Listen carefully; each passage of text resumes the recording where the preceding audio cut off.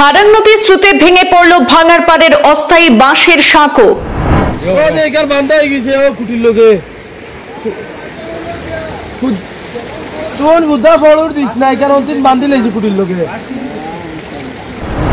ভোগান্তিতে পড়েছেন পশ্চিম শিলচর এলাকার মানুষ।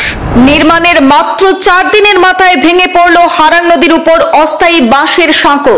বেইলি সেতু নিয়ে এখনো পর্যন্ত রয়েছে অনিশ্চয়তা। সমস্যায় পড়েছেন বহু মানুষ।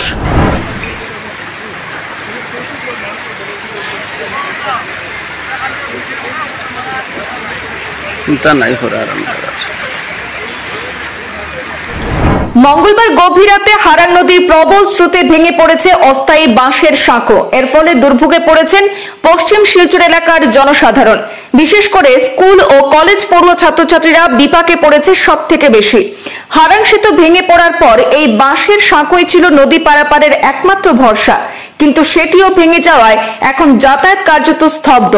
স্থানীয়দের দাবি, বহুদিন আগে প্রতিশ্রুতি দেওয়া হয়েছিল যে 15-20 দিনের মধ্যে বেইলি সেতুর নির্মাণ কাজ শুরু হবে, কিন্তু আজও সেই সেতুর কাজ শুরু হয়নি। ফলে প্রতিদিনের চলাফেরায় চরম সমস্যার মুখে পড়তে হচ্ছে সাধারণ মানুষকে। এলাকাবাসীর অভিযোগ, জনপ্রতিনিধিদের প্রতিশ্রুতি এখনো বাস্তবায়িত হয়নি। পরিবহন ব্যবস্থা ভেঙে পড়ায় পশ্চিম শিলচর কার্যত বিচ্ছিন্ন অবস্থায় রয়েছে।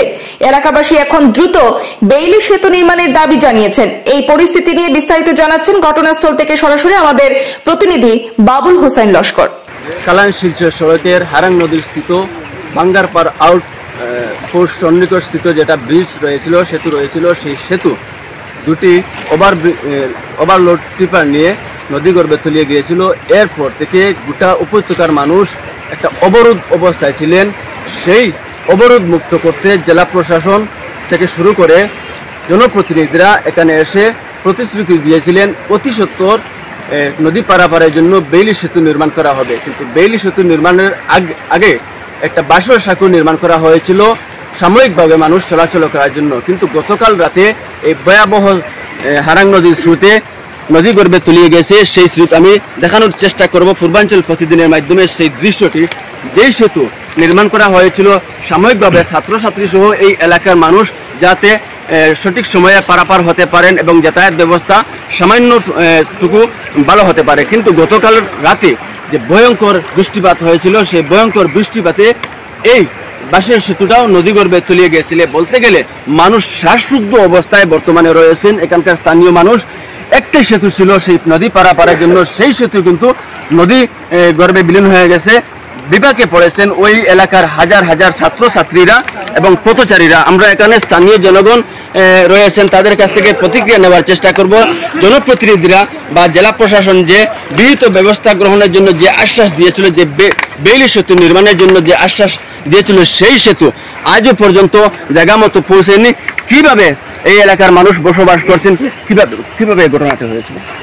এই ঘটনা গত 18 তারিখ, আমাদের 18 জুন এই বাঙ্গারপাড় কালান শিলচর সড়কের বাঙ্গারপাড় স্থিত যে ব্রিজ, ওটা ভেঙে গিয়েছিল। নিশ্চয় বরাখর তথা গোটা ভারতের মানুষে জানছিল, মানুষ জানতে পারছে এই ব্রিজটা ভেঙে গিয়েছিল। তারপরে এখানে আমাদের জেলা প্রশাসন থেকে শুরু করে আমাদের রাজ্যের মন্ত্রী শ্রী কৌশিক রায় মহাশয়, শ্রী কৃষ্ণেন্দু পাল মহাশয়, ওনারা এখানে ঘটনাস্থলে পরিদর্শন করেছিলেন এবং আমাদেরকে আশ্বাস দিয়েছিলেন যে এখানে আমাদের একটা বেইলি ব্রিজের ব্যবস্থা করে দেওয়া হবে। কিন্তু আজকে 15 দিন হয়ে গেল, কিন্তু আজ পর্যন্ত এখানে বেইলি ব্রিজ আসেন নাই। এবং আমাদের মন্ত্রী শ্রী কৌশিক রায় মহাশয় বলেছিলেন যে বেইলি ব্রিজ হওয়ার আগে মানুষ চলাচলের জন্য এখানে একটা বাঁশের সাঁকো নির্মাণ করে দেওয়া হবে। অর্থাৎ এই বাঁশের সাঁকোটা নির্মাণ করা হয়েছে এবং আজ 4 দিন হয়েছে। আমরা ওনাকে বলেছিলাম যে স্থানীয়, আমরা তো জানি এই নদীর যে ভয়াবহ যে স্রোত, আমরা জানি যে এটা টিকবে না, তবুও উনি নির্মাণ করে দিয়েছেন। 4 দিন হয় নাই, এটা ভেঙে গিয়েছে।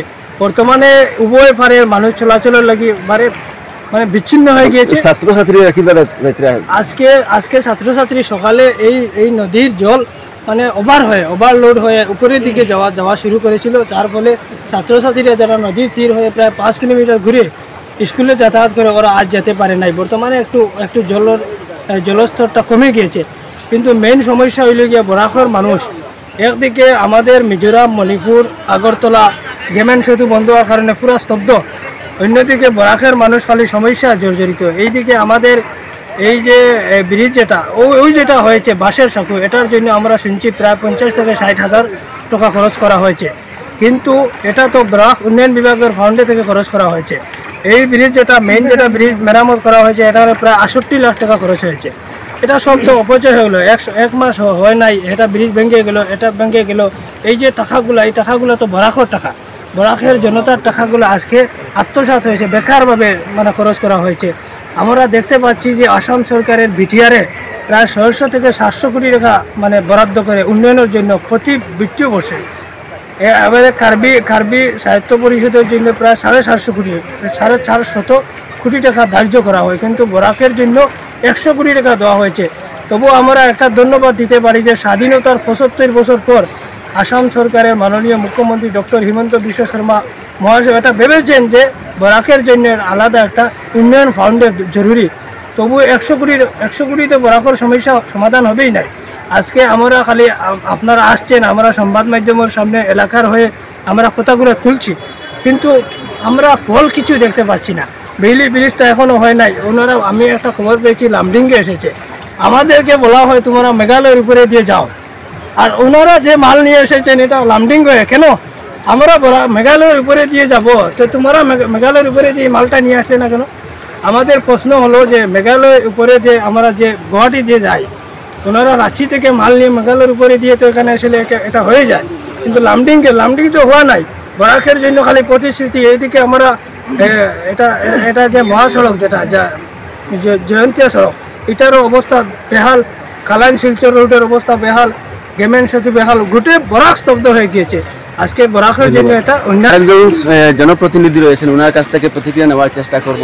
কি বলবেন এই সমস্যার জন্য দায়ী কাকে বলবেন? সমস্যার জন্য দায়িত্ব আমি এই সিন্ডিকেট রাজরে দেব।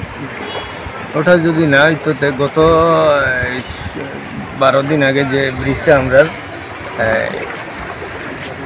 নষ্ট হয়ে গেছিল, যে তো এটার তো দায়ী তারা খাসার প্রশাসনে যে জানাইলো যে তারা অতি শীঘ্রই আমরা বেইলি ব্রিজ একটা করা হইব, কিন্তু বেইলি ব্রিজের তো কোনো পাত্তাই নাই। আর এরপরে শুনলাম আমরা যে একটা ঝুলন ব্রিজ করা হইব ছোটোখাটো, আমরা আর্মির পক্ষ থাকি, এটারও কোনো খবর নাই। যার কারণে আমরা এই গ্রামের না কোনো বাচ্চা স্কুলে যাইতে পারে না আইতে পারে।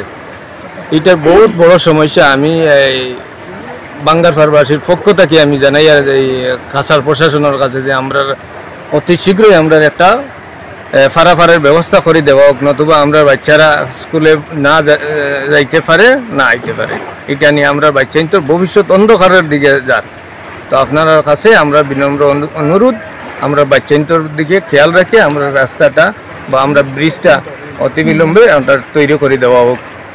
এই তো নিশ্চয়ই আপনারা সেই দৃশ্যগুলা এবং জনগণের মতামত পূর্বাঞ্চল প্রতিদিনের মাধ্যমে শুনতে পারলেন। আমরা আগেও বলেছিলাম অবরোধ মুক্ত হয়েছেন বরাকের মানুষ, কেননা একদিকে গেমন সেতু বন্ধ, অন্যদিকে কালাইন শিলচর সড়ক দিয়ে সেই গেমন সেতু বন্ধ হওয়ার পর কালাইন শিলচর সড়ক দিয়ে যানবাহন চলাচল করত, কিন্তু গত 18 জুন যে ভয়ঙ্কর দুর্ঘটনাটা সংঘটিত হয়েছিল, সেই দুর্ঘটনার পর সেই সড়কটিও কিন্তু বন্ধ করে দেওয়া হয়েছে। বিকল্প সড়ক ছিল শিলচর জয়ন্তিয়া সড়ক। বর্তমানে সেই শিলচর জয়ন্তিয়া সড়কও নরকে পরিণত হয়েছে। বলতে গেলে গোটা বরাক উপত্যকার মানুষ বর্তমানে এটা অবরোধ অবস্থায় আছেন। সেই অবরোধ মুক্ত বরাক কবে গঠন হবে এবং প্রশাসন কি ব্যবস্থা করবে, তথা রাজ্যের মুখ্যমন্ত্রী এবং জনপ্রতিনিধিরা কি ব্যবস্থা গ্রহণ করবেন, সেটা হবে লক্ষণীয় বিষয়।